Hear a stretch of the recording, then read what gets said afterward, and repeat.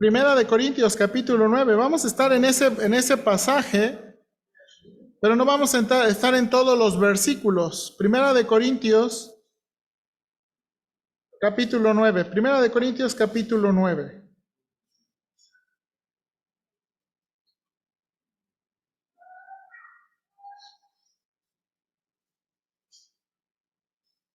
Ok, mire lo que dice la escritura aquí.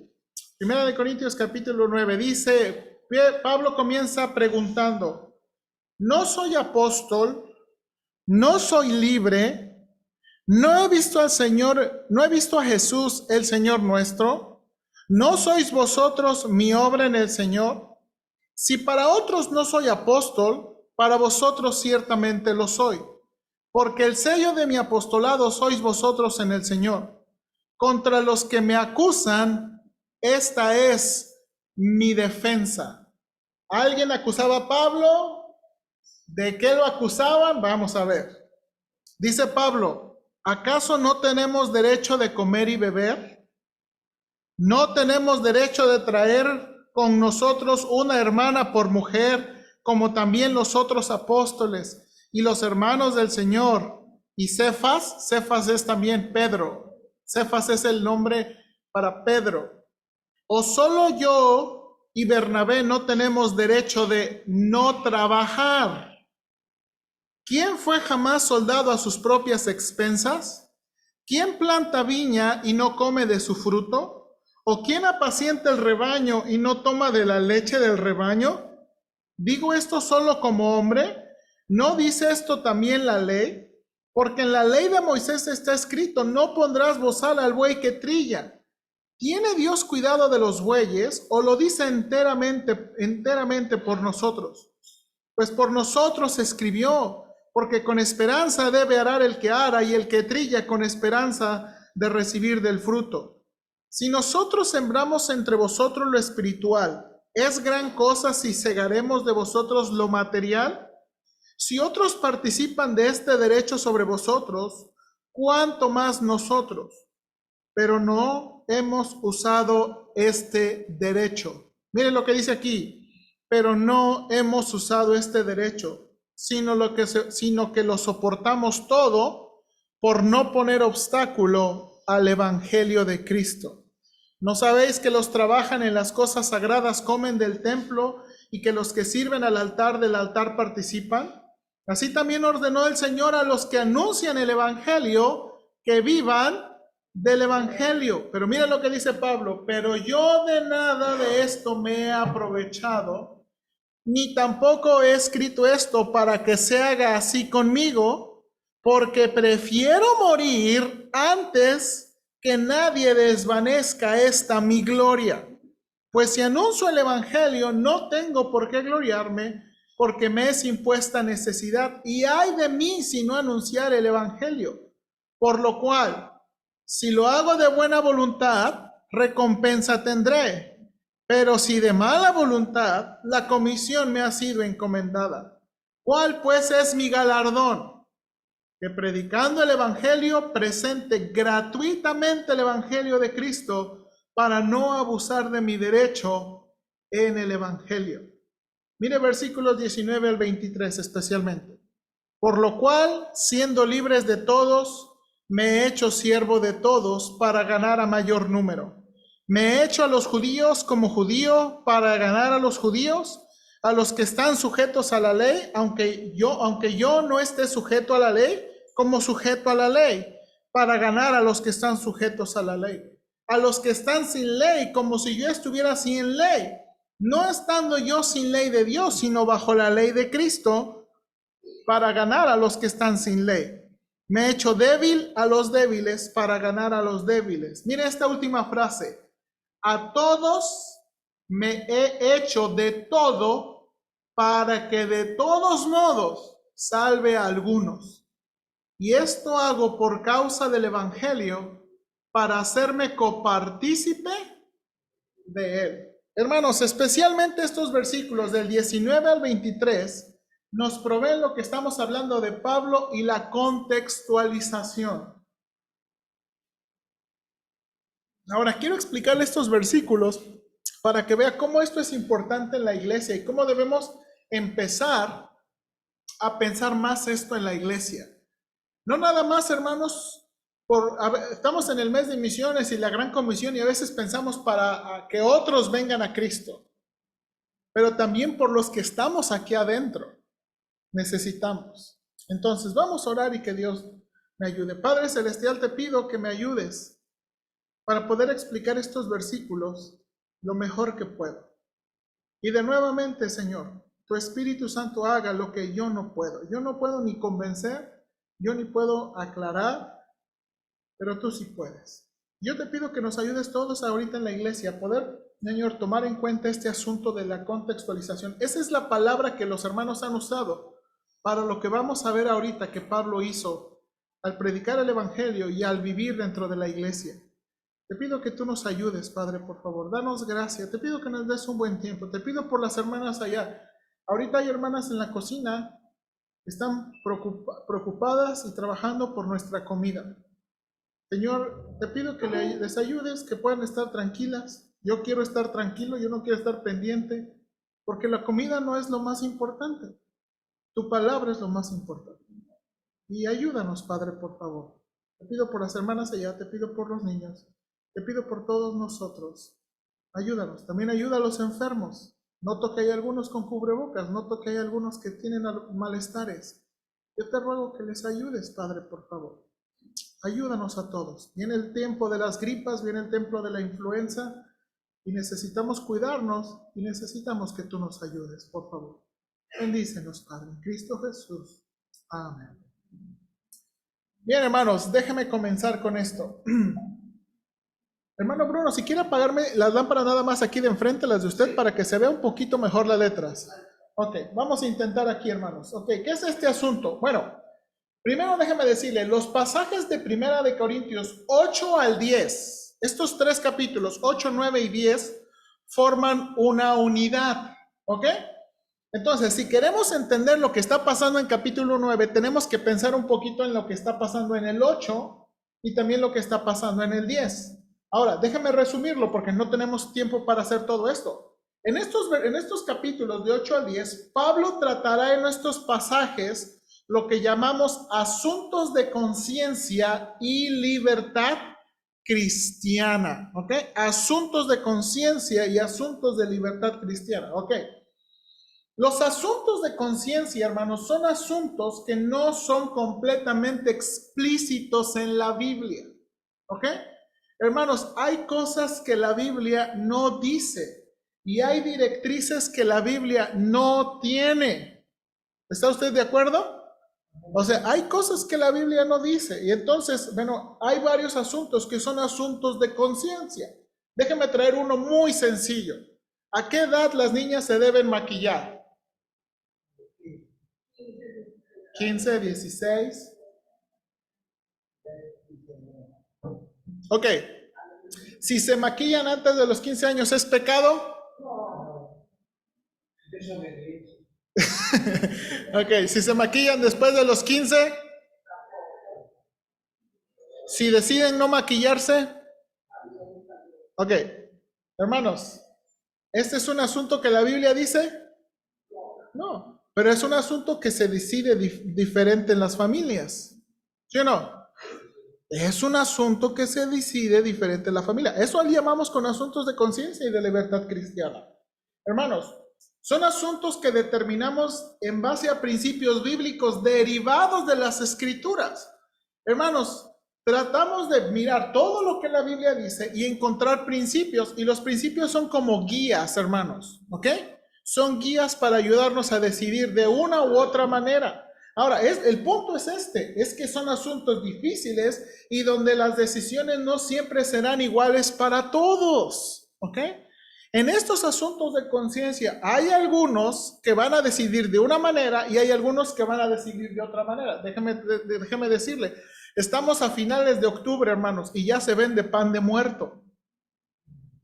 Algunos en la iglesia tienen problema en comer pan de muerto. ¿Verdad? Ahora, no estoy diciendo en esta iglesia, ¿verdad? O sea, yo estoy diciendo en general, hay hermanos que acostumbrados a poner altares y acostumbrados a tantas cosas, ellos deciden en su propia casa no comer pan de muerto y no participar en nada que les haga recordar el trasfondo del que vivían. Y eso es muy, ¿qué? Respetable. Pero hay otros que a lo mejor no vivimos con eso, que el pan de muerto es otro tipo de pan de una temporada muy rico y sabroso y vamos y comemos, ¿verdad? Hermanos, de veras, yo crecí, nosotros no crecimos con altar, yo crecí que ya iba a estar esta temporada y mi papá iba a comprar cajas de panes de muertos. Para mí esta temporada es traer cajas de panes de muertos. Entonces, aquí viene, pero se decide diferente.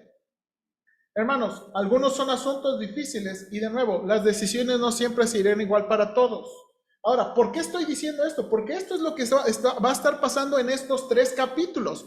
Asuntos de conciencia y asuntos de libertad cristiana. Pero en este pasaje que vamos a analizar, muestra la vida de Pablo como un ejemplo de la contextualización. Y cómo la contextualización, hermanos, no nada más nos va a ayudar a alcanzar a otros, sino también cómo nos va a ayudar a nosotros a vivir, hermanos, con diferencias dentro de la iglesia. Hermanos, en la iglesia va a haber diferencias y tenemos que aprender a vivir con las diferencias. Y especialmente, hermanos, nuestra iglesia, si queremos alcanzar a otros, a veces nuestra iglesia va a tener que hacer ajustes para poder alcanzar a otros. Y eso es lo que Pablo va a tratar en estos pasajes. Ahora, de nuevo, déjame introducirle a cómo está este asunto. ¿Cómo es que Pablo llegó a decir lo que quiso decir en capítulo 9? Bueno, el capítulo 8 comienza. Pablo enseña que la libertad cristiana y el conocimiento debe usarse correctamente. Vaya por favor a capítulo 8, mire versículo 1, dice capítulo 8, versículo 1. En cuanto a lo sacrificado a los ídolos, sabemos que todos tenemos conocimiento. El conocimiento envanece, pero el amor edifica. Si alguno se imagina que sabe algo, aún no sabe nada como debe saberlo. Pero si alguno ama a Dios, es conocido por él. En este, ahí vamos, espérame. Primero vamos aquí y luego vamos a ver aplicaciones. Ok, note aquí. Miren lo que la declaración del versículo 1. Pablo dice, el conocimiento envanece, pero el amor edifica. ¿Ok? Ahora, hermanos, ¿qué estaba pasando? ¿Por qué Pablo dice eso? ¿Por qué Pablo dice el conocimiento envanece y el amor edifica? ¿Y qué significa eso de en cuanto a lo sacrificado a los ídolos? ¿Ok? ¿Qué estaba pasando? Rápidamente. El problema era comida ofrecida en rituales paganos que después se ofrecía a la comunidad. Mire versículo 4. Acerca de las viandas que se sacrifican a los ídolos. Versículo 7, ¿verdad? Aquí dice, pero no en todos hay este conocimiento, porque algunos habituados hasta aquí a los ídolos comen como sacrificado a los ídolos y su conciencia siendo débil se contamina. Voy a poner el micrófono, ¿me ayuden a bajarle? Ok, ¿qué estaba pasando aquí? Ok, nada más déjeme recordarle, ya no puse esto por causa, recuerde que en las ciudades romanas, como la que vimos en Atenas, la agora, ¿se acuerda la semana pasada? La agora era un centro de reunión donde había templos religiosos, donde había edificios civiles, donde había comercio, donde había escuelas, donde había arte, donde había todo. La vida de la ciudad estaba en la agora y la agora tenía de todo. Bueno, lo que llegaba a pasar también, como en Atenas, en Corinto, hermanos, la gente en la agora a veces sacrificaba, había templos, ¿verdad? Y sacrificaban a un ídolo y ofrecían la comida y lo calentaban y después adivine qué hacían con toda la gente que estaba por ahí. Pues lo compartían. Ahora, no necesariamente tenías que estar ahí. Algunos lo hacían ahí, pero al final sacaban la comida y ¿la qué? Y la compartían. Eso es lo que llegaba a pasar. ¿Ok? Porque de nuevo, la agora era ¿qué? Era un lugar común, era un lugar donde toda la gente, imagínense, usted está haciendo súper y de pronto ahí viene oiga, ¿no quiero unos taquitos de carnitas? Pues ¿cómo no? Pásame aquí, ¿verdad? Y a lo mejor otro hermano por ahí lo está usted viendo, mira, vino a la festividad de Zeus, echándose unos tacos de carnitas. Eso es ofrecido a Zeus. ¡Qué pecador! O alguien, esa es una posición, o otra cosa es como, mira, el hermano Ortega se echó unos taquitos de ahí, del Zeus, pues yo creo que no está mal, pues yo creo que también voy a ir. Y esto es lo que estaba pasando, que se estaba comiendo, de nuevo, y ahora note cosa muy específica, carne que se sacrificaba a los ídolos, ¿ok? Esto es lo que estaba pasando. Había carne que se estaba sacrificando a los ídolos en una fiesta cualquiera y se estaba ofreciendo. La manera en que se estaba ofreciendo era diversa, pero más o menos era de este tipo, como estoy diciendo, a la comunidad. Ahora, la comida no era realmente el problema. La comida no era realmente el problema. Miren lo que dice el versículo 8, capítulo 8, versículo 8. Dice, si bien las viandas, esta es la palabra para comida, si bien la comida, voy a traducirlo así, no nos hace más aceptos ante Dios, pues ni porque comamos seremos más, ni porque no comamos seremos. Ok, hermanos, ¿qué tan importante es la comida en nuestra relación con Dios? A ver. Todos los que coman healthy, todos los que comen sin grasa, agradan más a Dios que los que comen garnachas todas con manteca. Ese no era el problema. De nuevo aquí, el problema no era la qué. La comida no era el problema. El problema no estaba intrínsecamente en la comida. ¿Ok? En la comida. Ahora, aquí vamos. ¿Qué era el problema? El problema es que había cristianos que sentían que pecaban al comer esa comida. Mire lo que dice versículo 10. Mire versículo 10. Porque si alguno te ve a ti, que tienes conocimiento, o sea, que vas a déjame traducírselo modernamente, que vas a la iglesia, lees la Biblia, tienes ahí libros cristianos. Si alguno te ve a ti que tienes conocimiento, sentado a la mesa en un lugar de ídolos, la conciencia de aquel que es débil, mire la pregunta, ¿no será estimulada a comer de lo sacrificado a los ídolos? Déjame leérselo en Nueva Traducción Viviente, se entiende mejor en Nueva Traducción Viviente. Pues, si otros te ven con tu conocimiento superior comiendo en el templo de un ídolo, ¿acaso no se sentirán alentados a violar su conciencia al comer un alimento que se ofreció a un ídolo? Me gusta la frase aquí, no se sentirán alentados a violar su conciencia al comer de un alimento que se ofreció a un ídolo. O sea, lo que estaba pasando era esto, hermanos. Aquí déjenme explicarles. Los judíos, creo que Pablo está diciendo aquí, los judíos sabían que los ídolos no son nada. Y luego se convierten, hermanos, imagínense, los judíos se convierten y les dicen que pueden comer carnitas, camarones y todo esto. Entonces algunos judíos, pues, libertad cristiana, amén. Pero otros que venían de esos contextos paganos, que siempre habían sacrificado cosas a los ídolos, que siempre habían participado en todo ese tipo de pachangas y costumbres y todo, veían a los otros y ellos, aquí está, en su percepción, pero, o sea, tenían dudas, no estaban seguros. Y entonces, pero es que está mal, yo hacía eso y yo estaba en ignorancia y cómo pues participábamos pero lo hace, entonces su conciencia le estaba diciendo no lo hagas, no estás seguro, no lo hagas, pero al ver a otros se sentía presionado de que pues el otro lo hace, entonces pues ahora qué, y entonces su conciencia que le estaba diciendo no lo hagas era violada por la presión ¿de qué? De ver a otros. Este era el problema, según versículo 10. Este era el problema. Entonces, Pablo va a empezar este asunto, va a plantear este asunto y miren lo que qué solución sugiere Pablo. El doctor Mark Minnick sugiere que puede resumirse en dos consideraciones. La primera, versículo 11. Los asuntos no pueden resolverse, no se pueden resolver solamente con, mire lo que dice el versículo 11, y por el conocimiento tuyo se perderá el hermano débil por quien Cristo murió. O sea, porque tú crees, o sea, hermanos, a veces, déjame ilustrar, estoy siendo muy irónico para que pueda tratar de entender esto. Es como, ya, por favor, maduren, crezcan, no pasa nada. Es lo que está diciendo. Estos representan ese tipo de actitud. Por el conocimiento tuyo, tú que ya sabes que la tienes y que tu libertad cristiana, por tu conocimiento, ¿se perderá el hermano débil?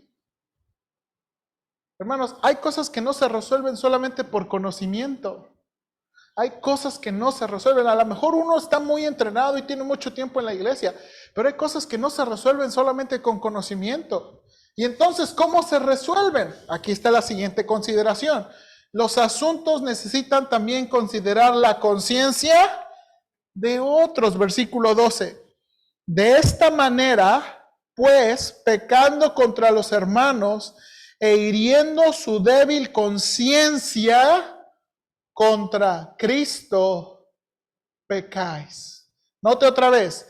De manera pues, pecando contra los hermanos e hiriendo su débil conciencia contra Cristo pecáis. Hermanos, es importante no nada más considerar si uno tiene el correcto conocimiento, sino también hay que considerar la conciencia de otros. Y el pasaje clave o la declaración clave se encuentra en el versículo 9. Mire lo que dice. Reina Valera lo traduce así. Mirad que esta libertad vuestra no venga a ser tropezadero para los débiles. O déjeme decirlo de otra manera. Ustedes deben tener cuidado de que su libertad no haga tropezar a los que tienen una conciencia más débil. Hermanos, en otras palabras, los cristianos debemos ser cuidadosos. No nada más, hermanos, en uno estar, hermanos, se espera que los cristianos sean cuidadosos en lo que hacen para con Dios y su conciencia delante de Dios. Amén. O sea, usted debe estar, o sea, su preocupación más grande es que usted y Dios están bien y que todo está bien y que eso debe ser su... Pero no nada más eso, también aquí Pablo está introduciendo, debemos ser cuidadosos de la conciencia de ¿qué? De otras personas. Entonces, hermanos, no debemos nada más ahí ir en la vida diciendo, no, pues nosotros estamos de acuerdo y quien no le guste, quien no esté de acuerdo, pues ahí está la puerta, está grande. A veces hacemos eso, ¿sí o no? Ahora, este es el asunto con el que está comenzando Pablo. Ahora, ¿cómo es que llega a decir lo que llega a decir? Bueno, Pablo comienza argumentando en el capítulo 9 que acabamos de leer, que aunque es libre y con derechos de un apóstol y siervo de Dios, no va a hacer uso de ellos. Hermanos, Pablo tenía derechos a vivir una vida normal. Pablo tenía derecho a ser remunerado por su ministerio. O sea, Pablo está diciendo, hermanos, yo soy libre, yo tengo libertad cristiana, yo puedo tener una vida normal. ¿Sí o no? A los alumnos del IPE les gusta ese versículo, no tengo derecho a tener una hermana por mujer. Pablo está diciendo que no tengo derecho a tener mi casita, mis hijos y todo eso. Y no, dice, no tengo derecho a que ustedes me remuneren por lo que hago. Dice Pablo, pero no lo voy a hacer. Pero no lo voy a hacer. Aquí viene, ¿por qué? Porque Pablo va a presentar y se va a ofrecer como un ejemplo de cómo usar su libertad en favor de la proclamación del evangelio. Pablo va a decir, hermanos, esto, yo soy libre, pero yo voy a restringir mi libertad. Yo voy a restringir mi libertad a favor de la proclamación del evangelio. Ahora, ahorita va a ver cómo se conecta esto, porque el capítulo 9 les va a decir eso. Yo también tengo derecho a muchas cosas. Yo también tengo derecho a comer carnitas ahí que ofrecen. Yo tengo derecho a esto y esto y esto. Somos libres, hermanos. La Biblia en verdad enseña libertad en Cristo. Somos libres de la obligación de la ley. No tenemos que seguir la ley como un medio para salvación. Ni tenemos que seguir la ley para un medio de santificación en el sentido de que a fuerzas, no. En la ley se refleja el carácter de Dios y es una guía moral. Una guía y tremenda guía moral. Pablo dijo en Romanos capítulo 7, la ley es buena, santa y justa. Pero Pablo dice, yo soy libre, pero yo voy a usar mi libertad y voy a restringir mi libertad por causa del evangelio. Y aquí llegamos al pasaje que leímos. Pablo, siendo libre, se ha hecho un siervo, o esa palabra que utiliza también es un esclavo de todos. Hermanos, dos preguntas aquí. ¿Qué significa ser siervo y esclavo? ¿Y cuál era su propósito? ¿Por qué Pablo, siendo libre, se hace un siervo o un esclavo? ¿Cuál era su propósito? Dos cosas que vamos a notar en el pasaje. Nótese la frase clave que se repite y nótese la explicación. Mire aquí, por favor, los versículos. Por lo cual, siendo libres de todos, me he hecho siervo de todos, para ganar a mayor número. Me he hecho a los judíos como judío, para ganar a los judíos, a los que están sujetos a la ley, aunque yo no esté sujeto a la ley, como sujeto a la ley, para ganar a los que no están sujetos a la ley, a los que están sin ley, como si yo estuviera sin ley, no estando yo sin ley de Dios, sino bajo la ley de Cristo, para ganar a los que están sin ley. Me he hecho débil a los débiles para ganar a los débiles. A todos me he hecho de todo, para que de todos modos salve y esto hago por causa del evangelio, para hacerme copartícipe de él. Hermanos, mire, de nuevo, su clase de español. Ok, ¿cuál frase se repite varias veces? Para ganar, para ganar, para ganar, para ganar, para ganar. Ok. Ese es el énfasis de estos versículos. Ahora, la palabra para indica, no. ¿Por qué? Indica razón o explicación. La palabra para indica ¿qué? Propósito. La declaración de Pablo al principio es, siendo libre de todos, me he hecho esclavo de todos. O sea, siendo libre, yo me hago esclavo. ¿Para qué? ¿Con qué propósito? Pablo no está haciendo esto sin propósito. ¿Para qué? Para ganarlos. Dice, para ganar a los judíos, para ganar a los que están sin ley, para ganar. Ahora, ¿qué significa eso, ganar? Aquí, la explicación está aquí en rojito. Para que de todos modos salve, ¿qué? Ahora, Pablo no está diciendo que él los va a salvar, sino que él pueda ser un instrumento para que otros se salven. Él quiere ser un instrumento para que otros se salven, para que otros conozcan a Dios. Ahora, hermanos, de nuevo, dos preguntas que quiere contestar este versículo. ¿Qué es esto? ¿Qué es ser esclavo y con qué propósito? Bueno, el propósito ya lo dijimos, ¿no? Ganar a alguien. Ahora, vamos a ver ahorita en un minutito más qué es eso de ser esclavo. Ahora, hermanos, ¿sabe cómo le llamamos a todo esto? ¿Cómo le llamamos a esa actitud de Pablo?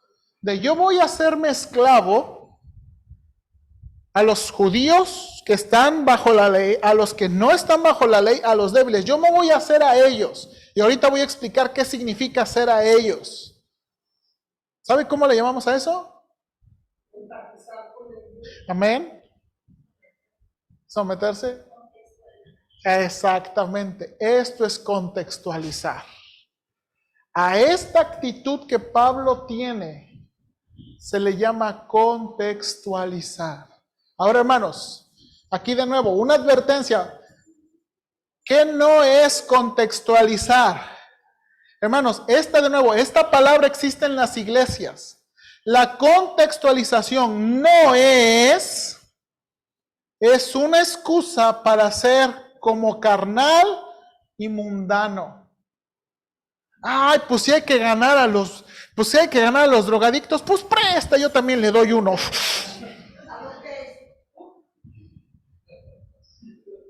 No, pues hay que ganar a los borrachines, pues presta, a ver de qué estás tomando. O si empiezan a hablar con maldiciones, pues uno también empieza uno a hablar con maldiciones. Contextualización no es ser carnal y mundano. Eso no es contextualizar. Ahora, hermanos, hoy en día en las iglesias modernas, mira el comentario que tiene David Seals, un misionólogo. Algunos creen erróneamente que contextualizar significa hacer que el cristianismo se parezca a la cultura. Sin embargo, la contextualización es simplemente el proceso de hacer ¿qué? Entender el evangelio. Eso es lo que estamos diciendo, que la gente pueda entender el evangelio.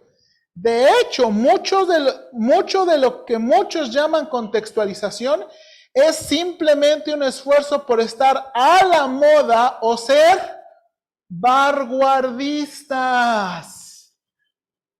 ¿Qué significa eso? Hermanos, hoy en día, a ver, ustedes pastores, pues ustedes deben contextualizar, ¿no? Pues a ver, pónganse 2 pantallas. A ver, hermanos, ¿por qué no? Las iglesias están teniendo lucecitas. ¿Por qué no me ponen unas lucecitas ustedes aquí?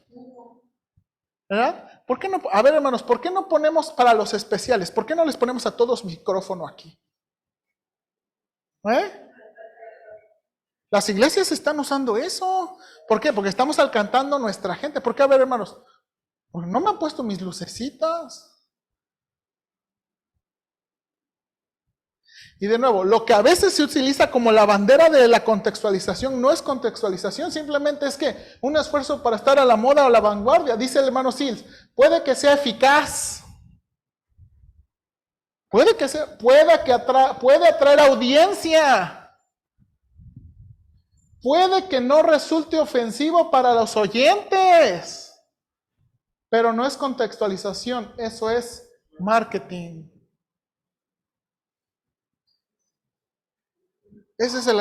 O sea, ¿por qué hacer cambios? Hermanos, este es el asunto de la contextualización. No nada más es modernizarnos sin propósito. ¿Por qué tener todas esas cosas? ¿Por qué tenerlas? Entonces, ese es un peligro. Entonces, contextualización no es eso. ¿Ok? No voy a tener lucecitas. No las quiero ni las necesito. ¿Ok? No las necesito, no las quiero. Yo no quiero la atención sobre mí, yo quiero la atención sobre la palabra de Dios. Hay que traer la Biblia. Por eso le pongo la Biblia aquí, porque la atención debe estar sobre la Biblia, no sobre la persona. Yo no quiero lucecitas. No importa si a la gente le gusta, no importa si se ve bien o qué foto se ve. Es que, pastor, las fotos se ven re suaves. ¿Y qué? Ahora, note aquí, ¿qué sí es la contextualización? Nótese que Pablo presenta 3 grupos. Los judíos, también les llama a los que están ¿qué? Los que están sin ley, muy probablemente ¿qué? Ahora, hermanos, dice aquí Pablo, yo me hago a los gentiles, yo me hago a los que están sin ley como si estuviera sin ley. Ahora Pablo está diciendo, no como si estuviera sin ley, sino como estuviera con la ley de ¿qué? La ley de Cristo. Hermanos, de nuevo, a veces algunos utilizan eso de la ley de Cristo. Es que estamos bajo la ley de Cristo como una excusa para hacer barbaridades. Ahora, hermanos, ¿qué significa estar bajo la ley de Cristo? Miren, vaya Gálatas rapidito, nada más lo vamos a leer, no lo vamos a discutir. Miren lo que dice Gálatas. ¿Qué es estar bajo la ley de Cristo? Gálatas, por favor, Gálatas 5. No, perdón, Gálatas 6.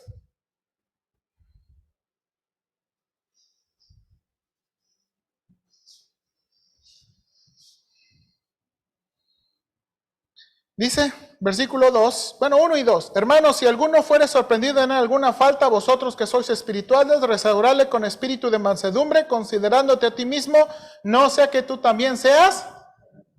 En otras palabras, alguna vez un hermano, usted lo va a cachar en un pecado, ayúdale, considerándote que a lo mejor a ti después te pueden agarrar en uno igual. Sobrellevad los unos las cargas de los otros. Y cumplid así, ¿qué dice ahí? Ok, hermanos, sin mucha complicación. Aquí la ley de Cristo está conectada ¿a qué? Según este versículo. Sobrellevad las cargas los unos de los otros. La ley de Cristo no es una excusa para hacer lo que uno quiere. La ley de Cristo aquí en Gálatas es que sobrellevad las cargas los unos de los otros. Hermanos, esa palabra que utiliza está hablando de cargas muy pesadas. A veces hay cosas en nuestra vida y en nuestras familias que son muy pesadas. Enfermedades, situaciones familiares, situaciones económicas. Hermanos, sufrimiento, que son cosas muy, muy difíciles. Eso es lo que está diciendo. Hermanos, preocuparnos por eso.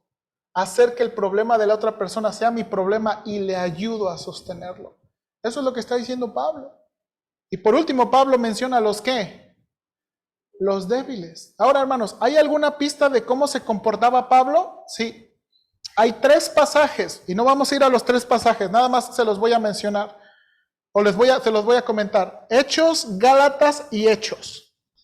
En estos pasajes es un ejemplo de cómo Pablo se comportaba. Déjeme, se lo voy a comentar, usted lo puede buscar. En Hechos 16, esto es para empezar su segundo viaje misionero. En su segundo viaje misionero, ¿verdad? Llegan a una ciudad y se encuentran con Timoteo. Y los hermanos le dicen, oye, mira, este Timoteo es de buena gente, es un buen siervo, llévatelo, que te acompañe en tus viajes misioneros. Dice que tenía buen testimonio. Ahora, Timoteo era de ¿qué? Era una mezcla, porque no era judío completamente. Su padre era griego. Su madre era judío, su padre era griego. Entonces, note lo que hace Pablo. Este Pablo de la libertad cristiana, este Pablo que escribió Romanos, este Pablo que escribió Gálatas, agarra y circuncida a Timoteo. Pero dice el texto, por causa de los judíos, porque los judíos sabían que su padre era griego y que su padre ¿qué? No iba a aceptar que los circuncidaran. Y uno podría decir, qué hipócrita Pablo. Tú, ay sí, estás escribiendo una carta que la circuncisión no vale para nada. Que tú sí que estás diciendo eso. No está diciendo eso. Pablo está haciendo esto. ¿Por qué? Por beneficio. Esto, hermanos, le daría entrada a Timoteo a todas las sinagogas. Esto le daría oportunidad a Timoteo de hablar con los judíos. No lo tenía que hacer. No lo tenía que hacer. Pero lo hizo. Ahora, en Gálatas dice que Tito, otro de sus compañeros, no fue obligado a circuncidarse. O sea, Pablo no hacía esto con todos sus colaboradores. Oigan, ¿saben qué? Pues hay que alcanzar a los judíos, pues todos a circuncidarse. No, él no hacía esto con todos. Y el Gálatas dice, Tito no fue obligado a circuncidarse. Pablo sí era judío, ¿se acuerdan? Tito, sí. Creemos que... No. No, era griego.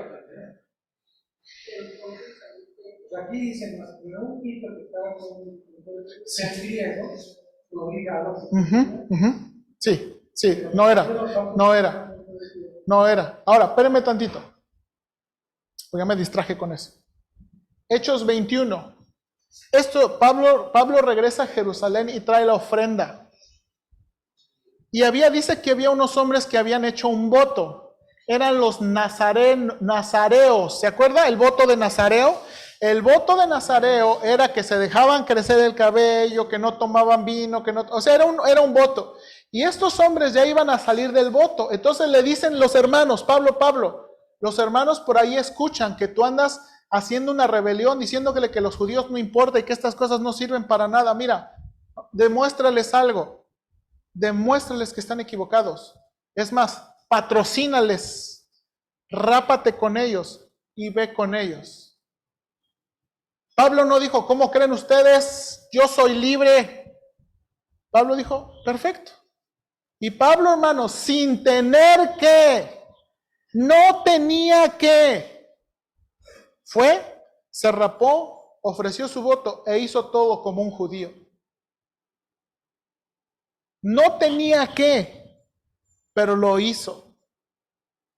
Hermanos, eso es un ejemplo correcto de contextualización. Él está, ahora hermanos, de nuevo, él no se está haciendo mundano, él está tratando de no ser, de nuevo, de no ser ofensivo en las cosas que la Biblia no declara para tratar de ganarlos. Y como les dije, mire hermanos, en 8:13, mire el ejemplo de Pablo. Cuando está hablando de la comida, Pablo dice, pues si la comida le es a mi hermano ocasión de caer, no comeré carne jamás para no poner tropiezo a mí. Ahora, Pablo no está diciendo que no comía carne, pero Pablo está diciendo, si a mis hermanos les ofende que yo coma carne, miren lo que Pablo está diciendo, estoy dispuesto a restringir mi libertad. Estoy dispuesto a practicar abnegación por amor a mis hermanos. Mire lo que también dice aquí. Versículo 22. A todos me he hecho todo para que de todos modos salve a alguno. Y por último, en el capítulo 10, mire, capítulo 8, capítulo 9 y capítulo 10. Esto es el ejemplo de Pablo. Como le dije, estos capítulos están unidos. Miren lo que dice aquí. Si pues coméis o bebéis o hacéis otra cosa, hacedlo todo para la gloria de Dios. No seáis tropiezo ni a judíos, ni a gentiles, ni a la iglesia de Dios. Judíos ya sabemos, gentiles ya sabemos, la iglesia de Dios. ¿Por qué está separando la iglesia de Dios? Porque la iglesia de Dios era una mezcla de judíos y ¿qué? Y gentiles y de otro y de todo. Como también yo en todas las cosas, ¿qué dice ahí? Agrado a todos. Ahora, no está diciendo de nuevo, no está diciendo, ¿verdad? Sí, yo aquí, ¿verdad? Fumo, tomo, me emborracho, hablo malas palabras. No está diciendo eso. No, mire, y aquí lo explica. ¿Qué es eso de agrado a todos? No procurando mi propio beneficio, sino el de muchos, para que sean ¿qué? Salvos. Eso es contextualización, hermanos. Aquí está para aplicación y para terminar. Hermanos, debemos reconocer que todos tenemos puntos ciegos. Hermanos, nuestra iglesia no es perfecta. ¿Sí o no? Hermanos, nuestra iglesia no es perfecta. Tenemos puntos ciegos. A lo mejor hay cosas que estamos haciendo muy bien, pero a lo mejor hay cosas que no estamos haciendo bien. Todos tenemos puntos ciegos. Hermanos, debemos reconocer que todos estamos contextualizando. Hermanos, la contextualización es algo que está pasando. Pero ¿qué es lo importante? ¿Por qué restringir nuestra libertad? 3 cosas. Glorificar a Dios, edificar a los santos y alcanzar a los perdidos. Hermanos, tenemos que pensar más en esto. Tenemos que pensar, ¿por qué restringir nuestra libertad? Glorificar a Dios. Si pues coméis o bebéis o hacéis todo, ¿que sea para qué? Hermano, la primera cosa de nuestra conciencia es que si lo que estamos haciendo glorifica a Dios. ¿No? Segunda cosa, edificar ¿qué? Hermanos, todos venimos de diferentes trasfondos, de diferentes culturas. Hay cosas que a lo mejor a usted le ofende. A lo mejor hay cosas que a usted le ofende. A lo mejor hay cosas, por ejemplo, hermanos, voy a dejar algo que ya pasó. Los niños del club son inquietos, son ruidosos, no se saben comportar. Y hay hermanos que se ofenden. A lo mejor usted se ofende y no me lo ha dicho. Hay otros que sí me han dicho, hermano, ya dije que se comporten. Hay otros hermanos que le ofenden que ustedes no pongan su silencio en volumen su teléfono. Hay hermanos que le ofenden que usted esté platicando ahí en el servicio.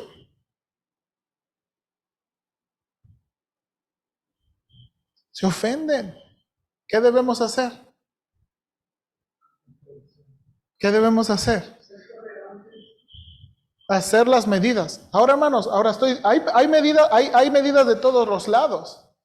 Uno puede, si alguien está sonando el teléfono, uno puede decir, ¡ya, cállalo!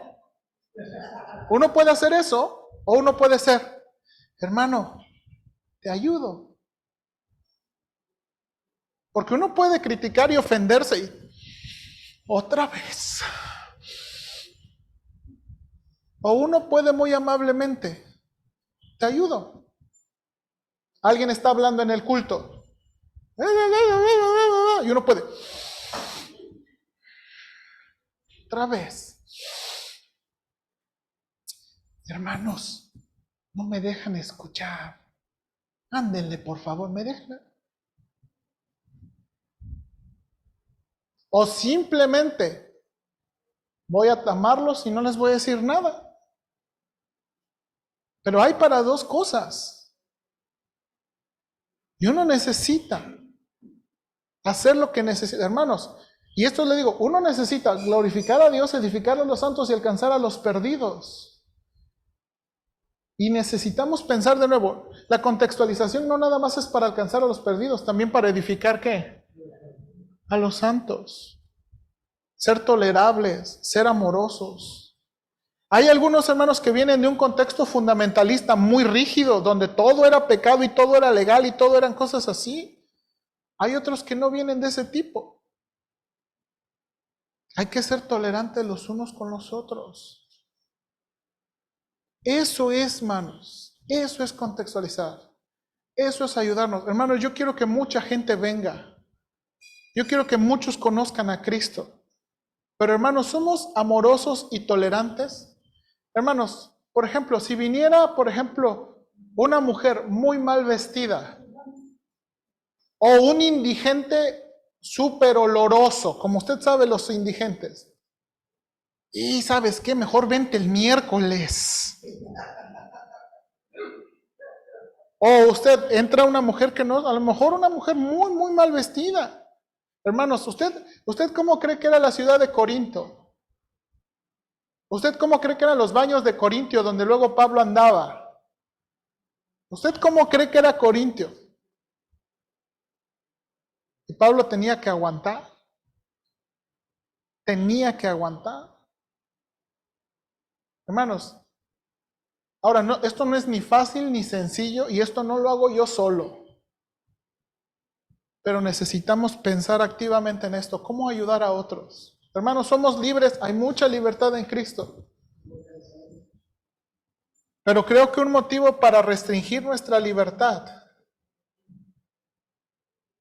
es alcanzar a otros. Ser tolerable con otros. Ser pacientes con otros. Quien quiera que sea.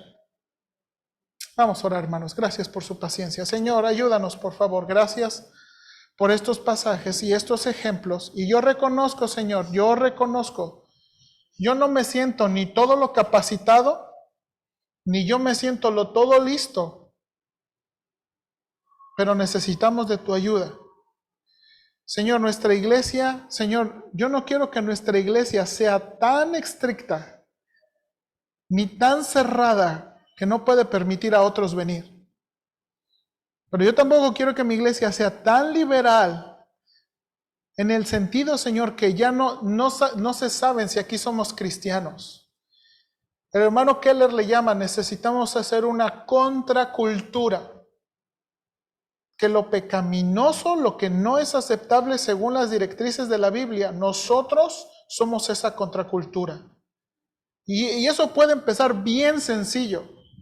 Podemos ser una contracultura, Señor, primero, trabajando, siendo honestos, siendo responsables, llegando a tiempo a nuestros trabajos.